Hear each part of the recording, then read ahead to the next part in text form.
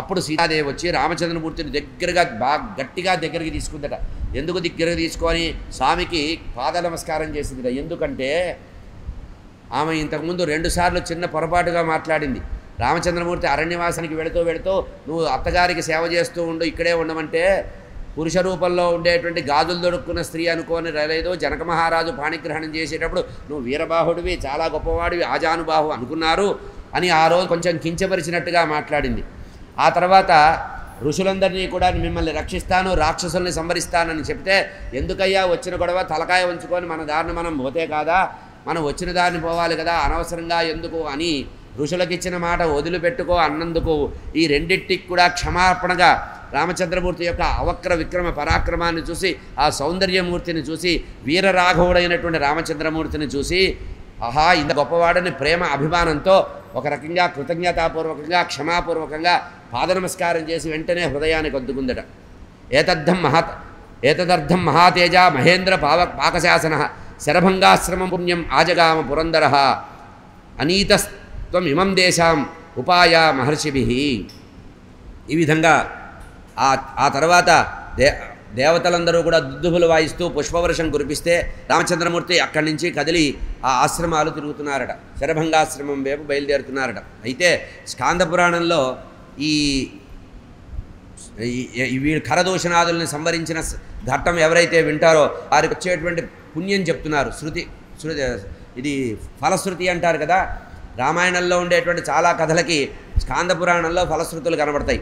ఇక్కడ చెప్తున్నారు, శృత్వా శ్రీరామ విజయం పాపబంధాత్ విముచ్యతే తథైవ శృంఖలాబంధాత్ రుణబంధాచ విముచ్యతే శృత్వా పుష్పవతీ నారీ లభతే రాఘవేంద్రస్య ప్రసాదత తనయం కీర్తివర్ధనం.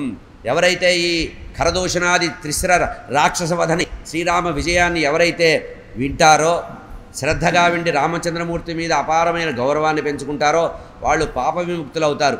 అంతేకాకుండా వారికి సంబంధించిన వారు ఎవరైనా కారాగృహంలో బాధపడుతుంటే కారాగృహ విముక్తి కూడా కలుగుతుందట. కనుక ఎవరైనా కోర్టు కేసుల్లో ఉన్నా, ఎవరికైనా అనుకోకుండా అపనిందలు ఏర్పాటు చేసి బదనాము చేసి కేసులు బనాయించి అరెస్టు చేస్తారో అప్పుడు వాళ్ళ కుటుంబ సభ్యులు ఈ ఖరదూషణ త్రిశరుల్ని సంవరించినటువంటి ఈ వృత్తాంతా చదువుకోవాలట. పారాయణ చేస్తే కారాగృహ బంధమోక్షం జరుగుతుందట. రుణబంధాలు తిరిగిపోతాయి, అప్పులు బాగా ఉంటే అప్పులు తీరుతాయట. అంతేకాకుండా ఋతుకాలంలో అంటే స్త్రీలు ఋతుకాలం అయిన తర్వాత 5వ రోజున కనుక ఈ పారాయణ వింటే చక్క వంశోద్ధారకుడైనటువంటి రామచంద్రమూర్తి లాంటి మర్యాదా పురుషోత్తముడైన వాడు సంతానంగా కలుగుతారట. అంటే ఋతుకాలం తర్వాత స్త్రీలు కనుక ఈ ఘట్టాన్ని వింటే రామచంద్రమూర్తి లాంటి అవక్ర పరాక్రమవంతుడు, పరమధర్మాత్ముడు, సత్య వినయ సంపన్నుడైనటువంటి వాడు వంశవృద్ధి కలుగుతుందట. అంటే వంశం అంటే పుత్ర సంతానం లేని వాళ్ళ విషయంలో ఈ ఫలశ్రుతి చెప్పారు. ఇది బ్రహ్మాండ స్కాంద పురాణంలో చెప్పినటువంటి విషయం. సుత్వా శ్రీరామ విజయం పాపబంధాద్ విముచ్యతే తథైవ శృంఖలాబంధాన్ రుణబంధాన్ విముచ్యతే శృత్వా పుష్పవతీ నారి పుష్పవతి అయినటువంటి స్త్రీ ఎవరైతే వింటారో రాఘవేంద్రస్య ప్రసాదత తనయం కీర్తివర్ధనం సత్సంతానం కలుగుతుందట. లోకంలో ఇన్ని మంచి విషయాలన్నీ కూడా మన పురాణ గ్రంథాల్లో ఉంటే మనం పోయి ఎక్కడో తాయిత్తు కట్టించుకొని, ఎక్కడో బూడిద పెట్టించుకొని, ఎక్కడో చాదర్లు వేసి గుడ్డలు కప్పి శవాల మీద గోరీల మీద బట్టలు కప్పొస్తున్నాం మనం. ఎంత మంచి విషయాలు ఉన్నాయి రామాయణంలో చూడండి. పుత్ర సంతానం కావాలన్నా, బంధ విముక్తి కావాలన్నా, కీర్తి ప్రతిష్టలు రావాలన్నా, మోక్షం కావాలన్నా రామచంద్రమూర్తి యొక్క అనుగ్రహం. ఈ రామాయణం అనేది ఒక అనుష్ఠాన గ్రంథం, గుర్తుపెట్టుకోండి, ఉపాస్య గ్రంథం. శ్రీమద్ రామాయణాన్ని వాల్మీకి మహర్షి ఉపాస్య గ్రంథంగా రాశాడు. గాయత్రీ మంత్ర ప్రతిపాదికంగా 24,000 శ్లోకాలలో అక్కడక్కడా కూడా మహిమకి సంబంధించిన విషయాల్ని మనం భావన చేస్తే మన సర్వకామనలో తీరేటువంటి మహాగ్రంథం ఇది, పవిత్ర గ్రంథం. రామాయణం కంటే ఉత్తమమైనటువంటి గ్రంథం లేదన్నారు. చివరికి దీన్ని చదివే శక్తి లేకపోతే ఏకైకం అక్షరం ప్రోక్తం మహాపాతకనాశం. అందులో ఏదో ఒకటి శ్రీరామ రామ రామ అనో, లేకపోతే నమోస్తు రామాయ లక్ష్మణాయ ఇటువంటి శ్లోకాలు ఏదో 4 చదువుకొని చక్కగా రామాయణ గ్రంథాన్ని చదవలేకపోతే ఒక పట్టుబట్ట కట్టి దాన్ని వస్త్రం బాగా అందంగా పెట్టి పూజామందిరంలో పెట్టుకొని రోజు 4 తులసి దళాలు దాని మీద వేసి నమస్కరిస్తే ఆ కుటుంబానికి ధర్మజయం కలుగుతుందట. ధర్మంగా ఉండేటువంటి పరిస్థితి వస్తుంది.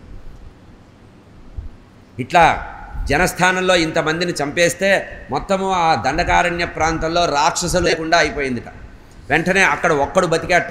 ఈ 14,000 మంది కాకుండా ఇంకోడు ఉన్నట్ట, వాడి పేరు అకంపనుడు. వాడు ఈ యుద్ధాన్ని చూస్తూ రామచంద్రమూర్తి బాణం వేస్తున్నట్ట, తీస్తున్నట్ట, వేసింది తీసింది తెలియట్లేదట, బాణాత్రమే పోతున్నాయట. ఒక మిషన్ గన్నులో నుంచి కనుక బుల్లెట్లు వెళ్తున్నట్టుగా రామచంద్రమూర్తి అమ్ముల పొదలోంచి బాణం తీసింది కనబట్టలేదుట, నారి సారించింది కనబట్టలేదుట, వేసింది కనబట్టలేదుట. బాణాలు మాత్రం వర్షంలాగా కురుస్తుంటే ఇది చూసి అకంపనుడు కంపనం చెందాట. కంపనం వచ్చేసింది వాడికి.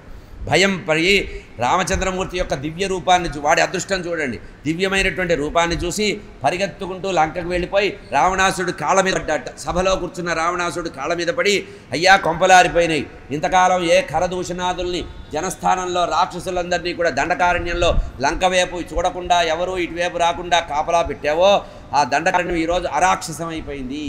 ఒకే ఒక ఇద్దరు పురుషులు వచ్చి మొత్తం చేశారు. ఇద్దరు దాకా ఎందుకయ్యా, ఒకడే కనబడ్డాడు నాకు, రెండోవాడు ఉన్నాడన్నాడు, ఆయన నాకు కనబడలా, ఎందుకంటే గుహ దగ్గర కాపలా కాస్తున్నాడు. ఒకే ఒక మానవుడు 14,000 మందిని ఒక 3 గడియల 35 గడియల సమయంలో 14,000 మంది రాక్షసుల్ని, దుర్మార్గమైన రాక్షసుల్ని జనస్థానంలో నువ్వు ఉంచావు. అంటే మామూలుగా దేశంలో అక్కడక్కడ మిలిటరీ బెటాలియన్స్ ఉంచుతారు సారా, అట్లా రావణాసుడు చాలా తెలివిగలవాట. లంక వైపు ఎవడు రాకుండా అక్కడక్కడ ఇట్లాంటి మిలిటరీ స్థావరాలు ఏర్పాటు చేశాట. దండకారణ్యంలో ఈ జనస్థానం అటువంటిది ఒక మిలిటరీ స్థావరం, బెటాలియన్ అన్నమాట. వెంటనే వాడు పరిగెత్తుకుంటూ వెళ్ళి చెప్పాట, రాక్షస స్థానమైనటువంటి జనస్థానం ఇప్పుడు శూన్యస్థానం అయిపోయింది, ఒక్కడు కూడా లేడు అక్కడ, ఎవడు మిగలలేదు. రామచంద్రమూర్తి తన యొక్క భార్యని రక్షించుకోవడానికి ప్రతిజ్ఞాపాలన చేయడానికి వచ్చాడు. భార్యని రక్షించుకుంటూ తండ్రికి ఇచ్చినటువంటి సత్యవాక్ పరిపాలన, పితృవాక్య పరిపాలన సమర్థుడైనటువంటి రామచంద్రమూర్తి 14 సంవత్సరాలు అరణ్యవాసానికి వచ్చాట. ఇది నాకు తెలిసింది, ఇట్లా అనుగ్రహించండి స్వామి, కొంపలారిపోయి ఇంకా అక్కడ మేము ఉండలేము, నేను ఒక్కడిని మిగిలా, మీకు చెప్పడానికి మాత్రమే, బహుశా మీకు వర్తమానం చెప్పడానికే నన్ను మిగిల్చాడేమో రాముడు అనుకున్నట్ట. అయితే వెంటనే రావణాసురుడు అనుకున్నట్ట యుద్ధానికి వెళదాం అనుకున్నట్ట. ఆ పక్కనే ఉన్నవారు చెప్తున్నారట, అనవసరంగా ఎందుకు యుద్ధానికి వెళ్తారు, యుద్ధానికి వెళ్తే వచ్చే ప్రమం లేదు కనుక అనవసరం, ఒక మానవుడి కోసం ఎందుకు, సంహృత్యయా పునర్లోకాన్ విక్రమేణ మహాయశ శక్త శ్రేష్ఠ నా పురుష స్రష్టం పునరపి ప్రజ. వాడు అన్నట్ట, అయ్యా ఈ అకంపనుడు అనవసరంగా చెప్తున్నాడు కనుక ఒక పని చేయండి, ఇప్పుడు యుద్ధం గిద్ద వద్దు, అక్కడ ఉండేటువంటి రాముడి యొక్క భార్యని కనుక అపహరిస్తే అప్పుడు వాడికి రెచ్చగొట్టినట్టు అవుతుంది, అప్పుడు వాడు మన దగ్గరకు వచ్చినప్పుడు చంపవచ్చు. వాడి ప్లేస్ అతను బలంగా ఉండే ప్రదేశంలో కంటే అందుకనే కొంతమంది అంటున్నారు, ఎప్పుడైనా కొట్లాడుతుంటే ఇక్కడ కాదు మా గల్లీలోకి రమ్మంటారు, మా గల్లీలోకి రా చూసుకుంటా, ఇక్కడేంది నా ప్లేస్ కాదు ఇదని. కనుక ఇక్కడ ఏమన్నట్ట, అతని భార్యను కనుక అపహరించినట్లయితే ఈ కోరిక తీరుతుంది, అప్పుడు యుద్ధం చేయవచ్చు. సీతయా రహితో రామో నచైవహి భవిష్యతి, ఇది వాడు కనుక్కున్న రహస్యం. సీతాదేవి పక్కన లేకపోతే రామచంద్రమూర్తి చాలా బాధపడతాడు కనుక సీతాపహరణ జరిగితేనే మనం అనుకున్నది జరుగుతుందంటే, మన కుంపలు ఆరిపోవాలంటే సీతాదేవిని ఎత్తుకురా. కుంపలు ఆరిపే కొంతమంది సలహాలు ఇస్తుంటారు కదా, కొంతమంది సలహాలు ఇట్లా ఉంటాయి, వాడు నాశనం చేయడానికి పక్కన చేరుతూ ఉంటారు. సీతాయా రహితో రామో నచైవహి భవిష్యతి, సీతాదేవి కనుక పక్కన లేకపోతే సీతా వియోగంతో అసలు భవిష్యత్తులో యుద్ధం చేయాల్సిన అవసరం కూడా లేదు, అసలు రాముడు ఉండడు. సీతాదేవి దగ్గర లేకపోతే రాముడు ఉండడు, జీవించి ఉండడు. కనుక ఈ విధంగా ఉద్దేశపూర్వకంగా చెప్పారట.